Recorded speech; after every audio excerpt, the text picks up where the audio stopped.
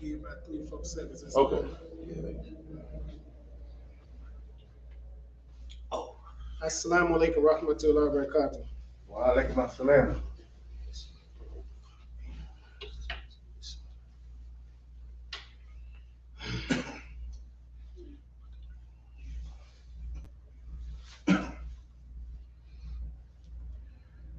Allahu Akbar, Allahu Akbar. Allahu Akbar, Allahu Akbar. Ashhadu an la ilaha illallah.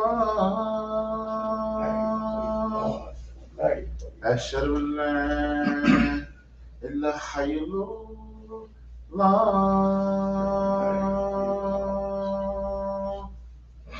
Ashhadu anna Muhammadan Rasulullah.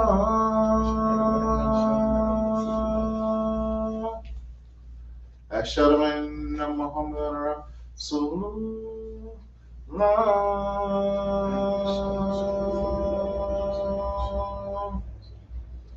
Hayya ala salat.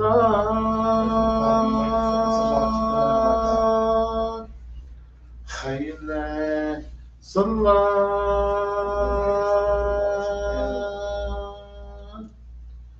Hayya ala falah.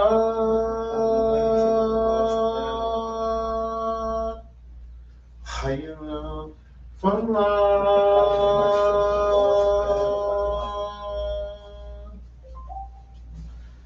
Allahu Akbar, Allahu Akbar.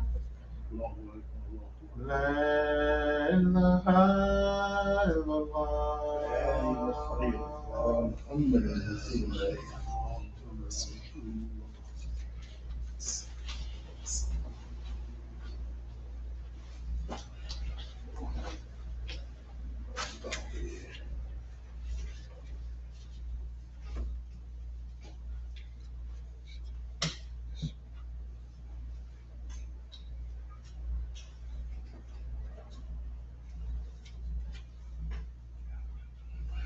Alhamdulillah, nahmaduhu wa nasta'inuhu wa nastaghfiruhu wa na'udhu billahi min shururi anfusina wa min sayyiati a'malina. Man yahdihillahu fala mudilla wa man yudlil fala hadiya lahu. Wa ashhadu an la ilaha illallah wahdahu la sharika lahu wa ashhadu anna Muhammadan abduhu rasuluhu sallallahu alaihi wasallam. All thanks and praises are due to Allah subhanahu wa ta'ala. We praise him and we also ask his forgiveness. Yes. Whomever Allah allows to guide, there's no person, place, or thing that can lead him astray. And whomever Allah allows to be led astray, there's no person, place, or thing that can guide him to the straight path. Ya ayyuhalladhina taqullaha haqqa tuqatihi wa la tamutunna illa wa antum muslimun. Dear brothers and sisters, I advise you as well as I advise myself, fear Allah as he should be feared, and die not, except for the status of submission unto his will.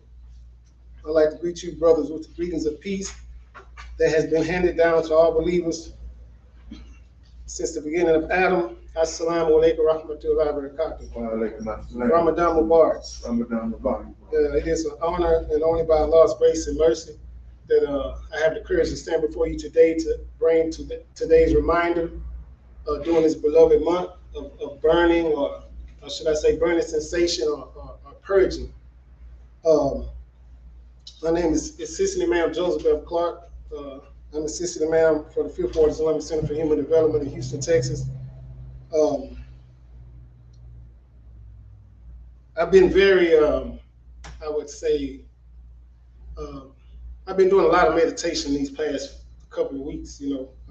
We're halfway through this thing, and the first 10 days are for mercy, and you think, what is the mercy for? We're creatures of habit, and I just think about the habits I've accumulated over the past 364 days of the past year. This is not something that's just ritualistic. This process that we take every year means something. It's very important that we understand that we strive to try to control something that we don't have the ability to change. You know, and I learned this through my own research and process of growing, you know, maturing in this world. You know, thinking about all the things I've done from the past that may have been embarrassing or shameful, some things you don't want people to know nothing about. These are the same things that mold me and produce me to strive to do what it is that I'm trying to do today. You know, if we close the door on the past, 9 times out of 10, we repeat it. You know, so sometimes the past is the best motivator to keep you moving forward, only because you know what's behind you. I don't know what's in front of me. That's why I have faith in my rod. But I do know the pain in the darkness of my past. And I don't know one thing, I don't want to go there no more. So today I want to come from the Quran, and I'm pretty sure you've heard this many times during this process. Ya ayyuhalladhina amanu kutiba alla alaykum al-siyamu kama kutiba ala alladhina min qablikum la'allakum tatakuna. O ye who believe, fasting is prescribed to you as it was prescribed to those before you, that ye may learn self-restraint. So why don't I have the ability to restrain myself? Because there are a lot of things that make me feel good that I can't control because of the sensation or the obsession of how it's going to make me feel. I know when I was out there in that lifestyle, when I used to drink, I never did like the way alcohol tastes, but it made me feel a certain way. And the feeling was so elusive that it was hard to grasp which part of it really made me, because this is a belief that I grew up with. And I thought that would make things better. I thought the reefer would make things better. I thought the ecstasy pills would make things better. I thought just being there having a lot of money and nice clothes would make me feel better. I thought having a nice car would make me feel better. But every time I accumulated those things in which I desired, I was still looking for something to fill that void. And I didn't understand what it was. All I know, I just kept on hustling. I just kept on running con. I just kept on trying to win. There was just something about the people in our community that if I could just win, there's just something about us that I always want to win. We can't never just use the principle lifestyle or the integrity of just being righteous, you know. And it's not our fault because we were conditioned that way. You take everything from a group of people and give them the crumbs, they're all going to be trying to struggle their way to get up out of that condition. But that condition is where the growth is. The condition is where the darkness is, and the only way I can experience light is coming from darkness. So it's something necessary that we have to go through. It doesn't matter if you was born with the Quran in your hand or if you wasn't born with the Quran in your hand. If you're a rich person, you're going to experience your own darkness to make you bow to our Creator, our Ra. You know, and when we strive to restrain ourselves, I know coming into this Ramadan, I know things that I have to work on, but it has to do with rigorous honesty of myself. You know, I can be honest about me, or I can be honest with me, because Allah knows what's going on inside my heart. I can put on the front to y'all all day long, but Allah knows what's going on, and I know what's going on. But do I have the courage to surrender that which is blocking me from Allah's mercy and grace and give it to Him? You know, am I willing to give up smoking cigarettes this Ramadan, just for 30 days? Am I willing to give up smoking cigarettes for 30 days? I'm a diabetic. Am I willing to give up sugar for 30 days? I'm a drug addict. Am I willing to give up drugs for 30 days? You know, I'm just giving examples on how everybody should come into this month, giving up something that we know we ain't supposed to be doing, that we know we having a problem with: cursing, backbiting, slandering. What am I willing to put on the tray and give it up for the sake of pleasing my Rabb? Now, fasting, or should I say siyam, has two meanings. It has two meanings. Generally, siyam or sawm is derived from the root word sama, to restrain from normal things such as eating, drinking, and talking. So that's the normal part of this process. But in the Sharia, the sawm means and implies a specific act, which is to worship Allah, abstaining with the intention to please Him. So that means I have to be willing to give up something that's pleasing to me for the sake of pleasing my Rabb. Allah tells us in the Quran that fasting is for him. It ain't for me. So what am I willing to give up that I've been using to gratify myself for the past year and offer it over to him and not touch it and not deal with it or not speak on it? That everybody in here got whatever it is that they're going through, but what am I really willing to give it up just between me and him and put it on the table and strive and work towards that? Because I'm gonna have to face it again. So am I just doing it for 30 days or am I making an attempt or a pact or a covenant to give it up forever? I mean, every time I come to Ramadan, I'm struggling with sweets and coffee, caffeine and sugar. And I do good for 35, 40, 45 days and be doing good and somebody offer me a piece of candy and it's like taking a hit all over again. It sets off an allergic reaction, and once I start, I can't stop until my pants start getting too big. I can't fit my pants no more. You understand what I'm saying?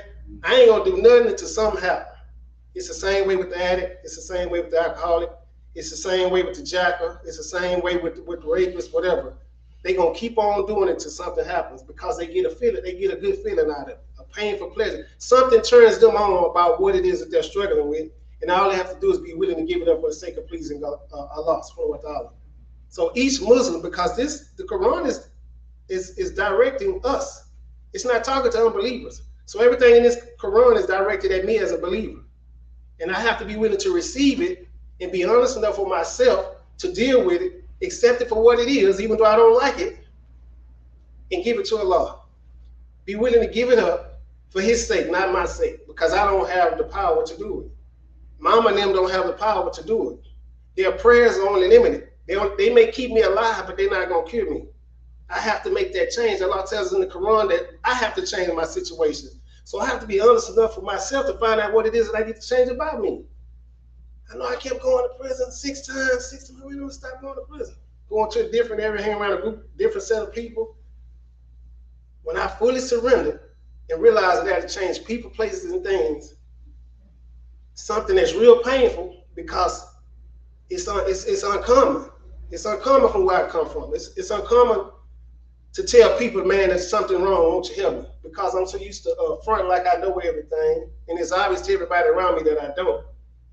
So in other words, I've been being dishonest with myself the whole time. And when I be dishonest with myself, I can't be honest with my Rabb.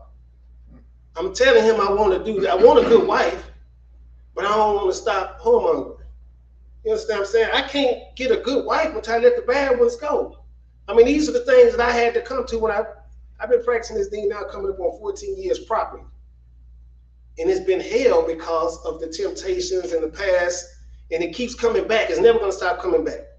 But Allah blesses us with the opportunity every year to put it back on the table. Don't worry about it, son. I know that. I know you got a problem with that. Just be honest with me when you wake up in the morning and say, help me right there. Am I willing to get up in the morning and take a personal inventory of myself and say, I'm still having a problem here, Allah.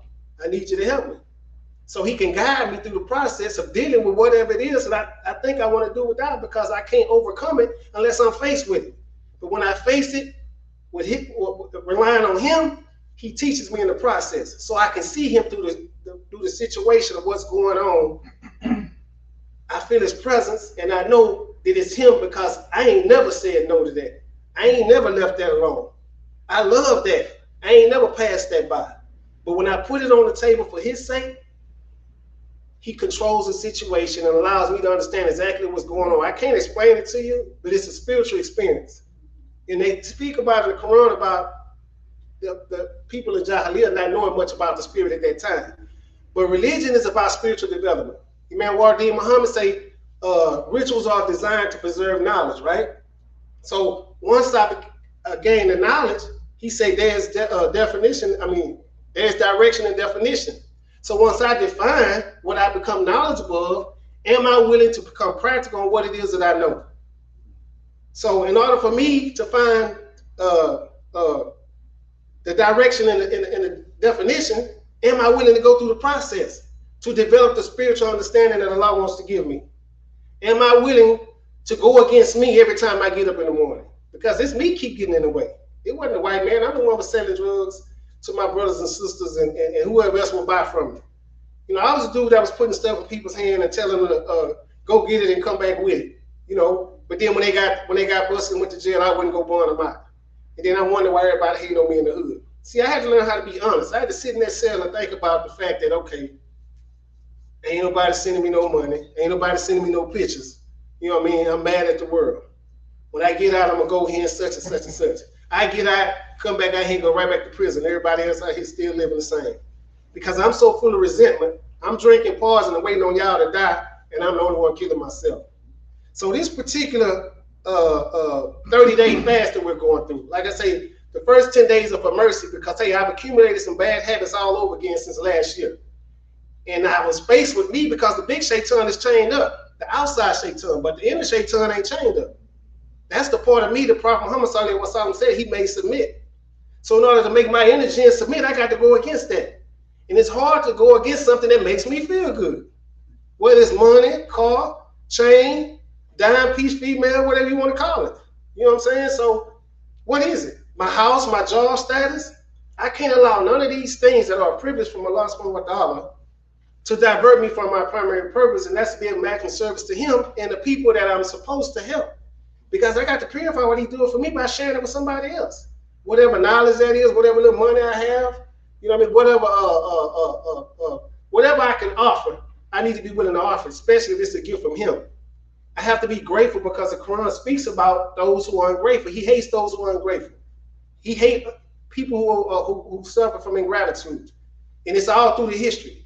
That's why the Jews were tried. You know, that's why we were tried in this, you know what I'm saying? It's like Imam Muhammad said, everything is connected. So I had to realize that my past life is a part of this life that I'm practicing now. So I can't shut the door on that, because if I spot it in somebody else, I know I got it. But am I honest enough to let people know, hey man, I had that. You ain't got to go that way.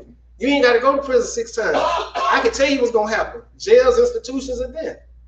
Plain and simple. That's the only way out. With being hip, slick, and cool. You know, this and alhamdulillah that Allah has allowed me to understand the true direction on what we're doing. It's not ritualistic. You know, we have to live this thing. But we must be willing to give whatever it is up for his sake. Because I already know I can't handle it. That's how honest I am with myself. I can't handle not doing something that has been making me feel good for 39 years. I can't do it. It ain't no way out. But if I give it to him, I can pass with flying colors, day in and day out. But the fact is, we so afraid of letting people know who we are, where we've been, and how we feeling because of our pride and our ego. I was watching TikTok by accident, and it was, you know, and it was a girl, it was a car, what they call that stuff when you in your car, you well, anyway, the car was donut and burning rubber, and the girl was trying to film the car, and then she realized she was too far out there, so the car hit her. And when the car hit her, her wig went that way, the cell phone went that way, and she hit the ground. She was like about close to 275, 80 pounds. And that was really the only thing to save her. I noticed immediately, man, if she wasn't big, she probably would have killed herself. But anyway, the car knocked her down, and it knocked her about 25 feet this way. And when she hit the ground, she was getting up, and everybody was out there hollering, get up, get up, get up, get up. And she got up and threw up the deuces, and everybody just went crazy. You see what I'm saying? This is how we get caught up. I mean, you almost got killed, and they didn't wise you to get up. And it was a good thing because you probably would have went shot, but at the same time, she thought it was some fly and threw up the deuces with no wig on, twig sticking there. And I just looked at it, and I'm like, wow. And Allah allows me to see that, not to be judgmental, but to understand how easy it is to get taken off your beam. To see how easy it is to get influenced. You know what I mean? Imam Muhammad say, do not look at particular people as being the devil, but the influence in the people. So it's the influences that, see, Shaitan is in the influence game. He has no power. He know he has no power, but if he can just influence us to follow the masses or influence us to follow something, then he wins. That's how he gets his power when we give it to him, because we think that we don't have enough. We're not content enough. So we want to see what's going on over there. It's a delusion that, oh, they got it going on, I can have it going on too, so I'm going to give me a pack. That's what I did when I was in the drug game, until I got locked up and they were still over there doing what they was doing, and I went to jail. and became resentful. So this whole thing is about being rigorously honest with my rod when I come to this month, and put it on the table. Say, I've been struggling with this year. I think I want to work on that. I'm not gonna say I'm willing to give it all up, but I'm willing to try to give it up. And I'm gonna try one day at a time. If I could do it 24 hours at a time, just 24 hours at a time, I might have a hope shot. And that's what I've been doing for the past almost 14 years, one day at a time.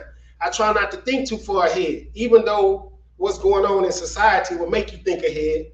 I try not to worry, because Allah says when you wake up in the morning, do not look towards the evening. When you get toward the evening, do not look toward the morning. So these simple things that we hear every day, we think don't have meaning, has lots of meaning.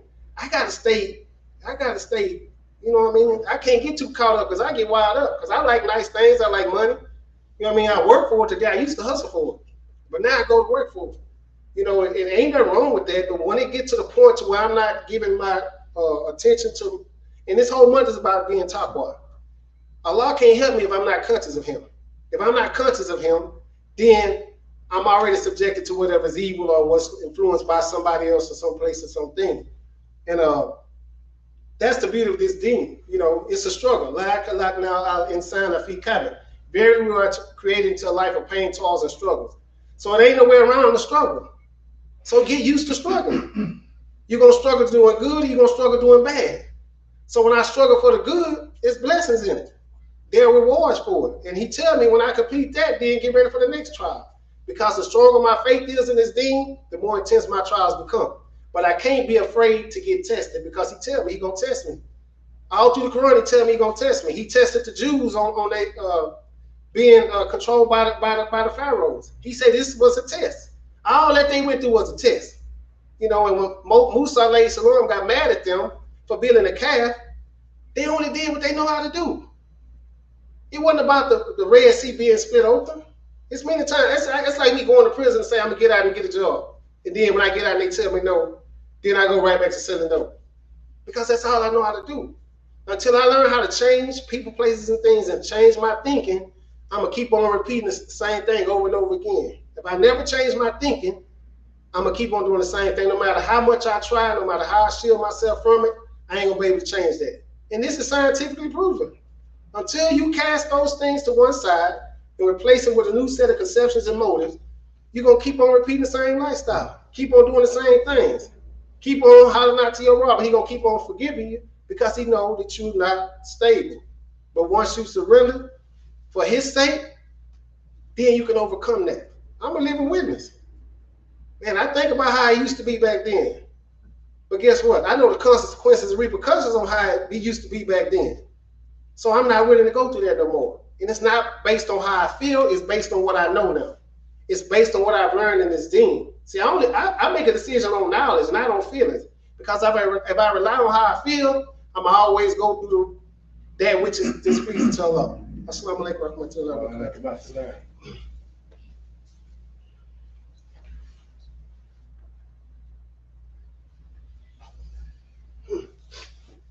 Assalamu alaikum wa rahmatullahi wa barakatuh. In conclusion, brothers and sisters, like I say, I do this pretty much every day, and it keeps me reminded, which means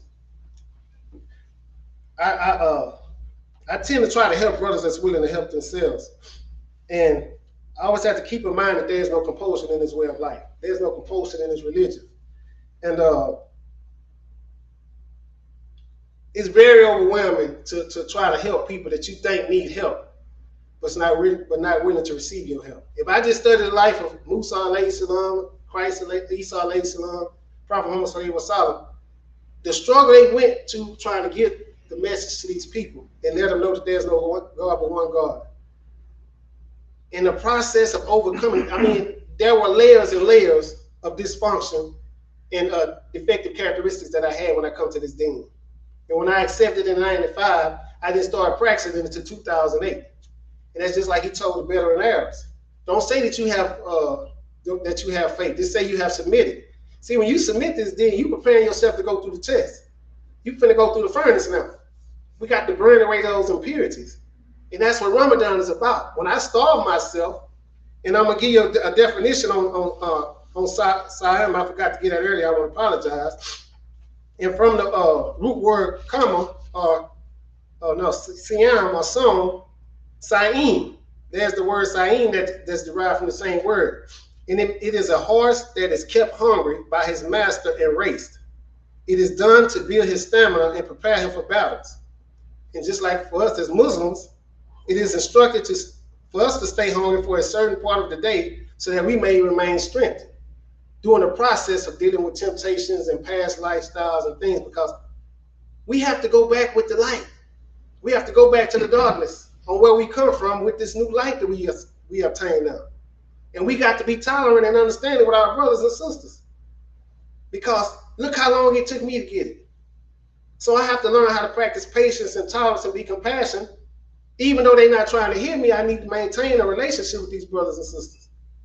And understand that if I'm now, there's hope, because Allah makes Muslims. I don't have the ability to say, because I changed, y'all need to change.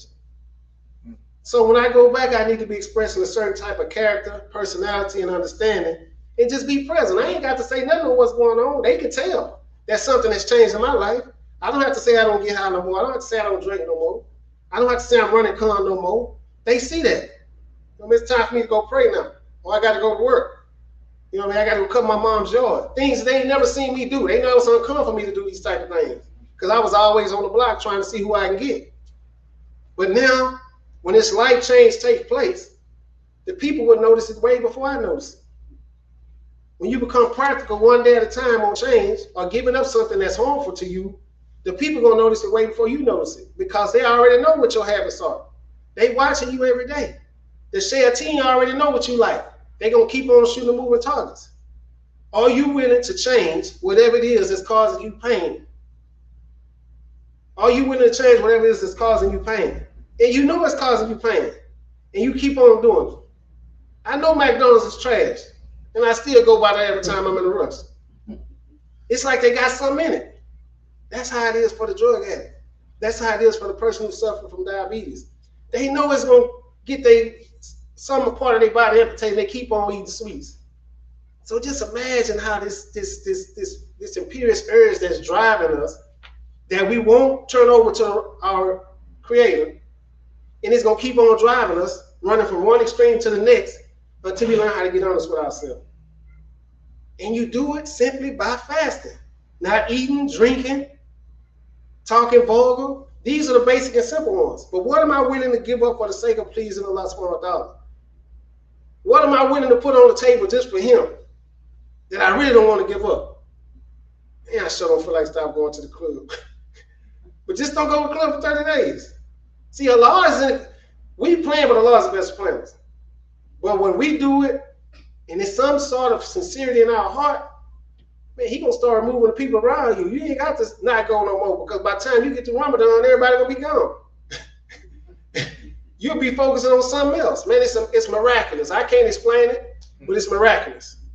I don't have to worry about falling victim to that, because I'm sincere. When Imam Muhammad said, when you're sincere, obstacles can do nothing but help you.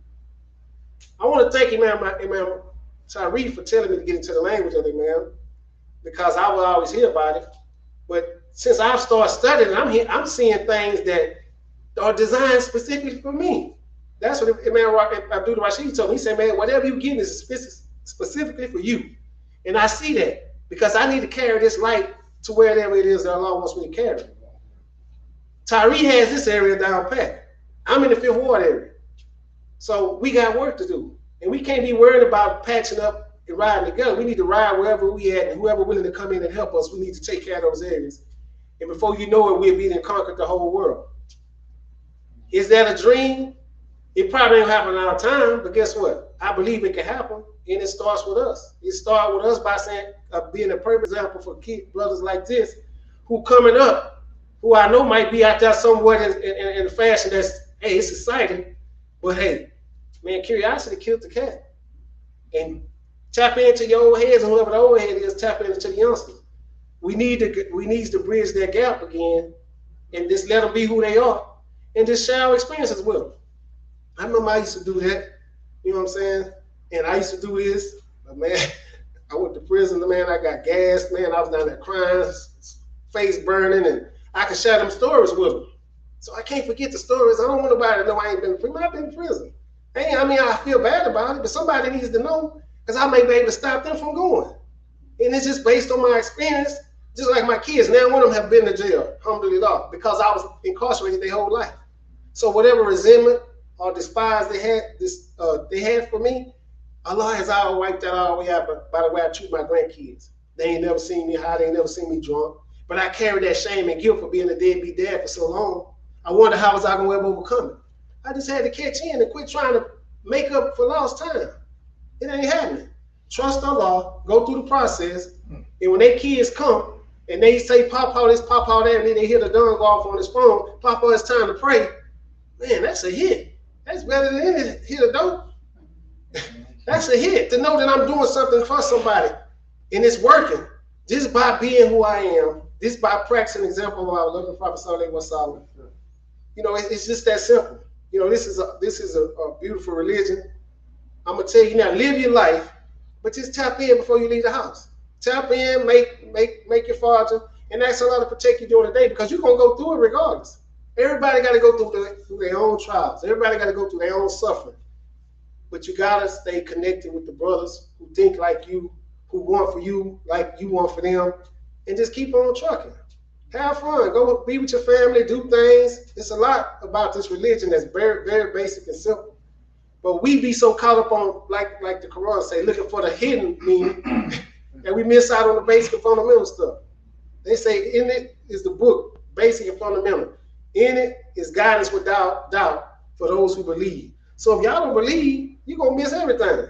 You got to believe that what I'm reading is really good for me and it can change my life, but I must be willing to submit to it. I must be willing to become practical with it. I have to really do it. You know, I have to really come to Jumu'ah every Friday. I have to really come to Talim. When I don't know, I need to call Imam or some other brother in the community and ask me, hey, I don't know what this means. But if I don't put forth the effort to change it, Allah can't change my condition. It's simple. But we have to be present to show these brothers and sisters that, hey, we've overcome. We're doing better now. We're trying to carry a message. You know, it may not be as effective as other people, but I'm trying to carry a message to the best of my ability to awaken or remind whoever I can. This is not for my glorification, it's for the glorification of my Rabb. You know, as long as I please him, I'm going to be all right. As long as I please him, I'm going to be protected. And I have experience among experience to prove that. So if there's anything I said that has been helpful, give all glory and to our beloved Creator, Allah subhanahu wa ta'ala. If there's any mistakes that I may have said through excitement or trying to be deep, I ask you to please forgive me, but that's my human nature. I have to be willing to check myself before I continue to wreck myself. Assalamu alaikum wa rahmatullahi wa barakatuh. Allahu Akbar, Allahu Akbar. Ashhadu an la ilaha illallah, ashhadu anna Muhammadan Rasulullah. Hayya ala salah, hayya ala falah. Kakamatu salah, kakamatu salah. Allahu Akbar, Allahu Akbar. La ilaha illallah. La ilaha illallah, Muhammadan Rasulullah. Please thank your attention for Salat al-Jumu'ah. Salat, giving all glory and praises to Allah, Allah, Lord. Allahu Akbar. Allahu Akbar.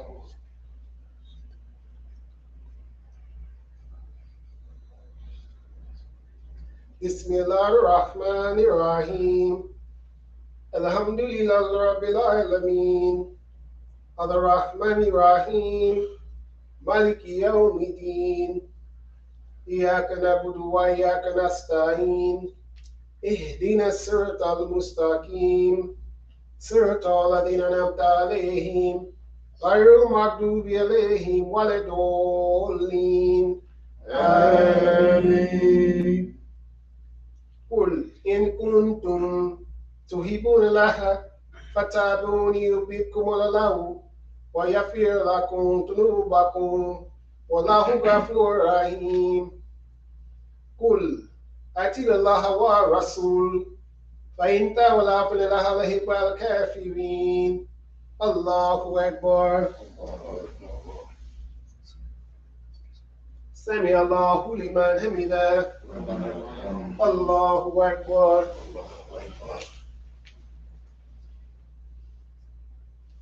Allahu Akbar. Allahu Akbar. Allahu Akbar.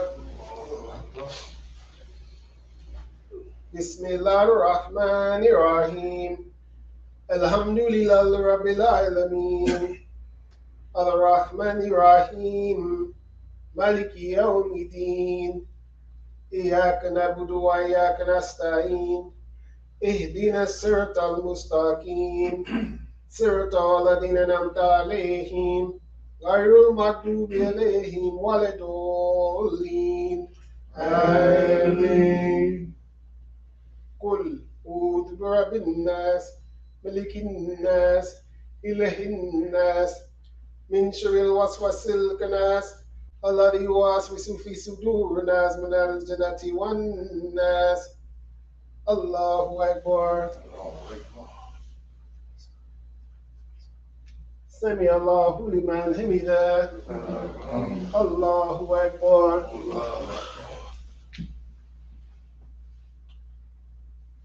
Allahu Akbar. Allahu Akbar. Allahu Akbar.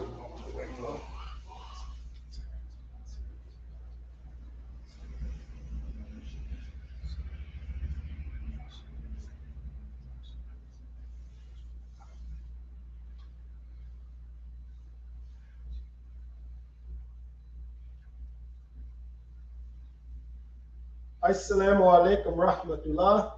Assalamu alaikum rahmatullah.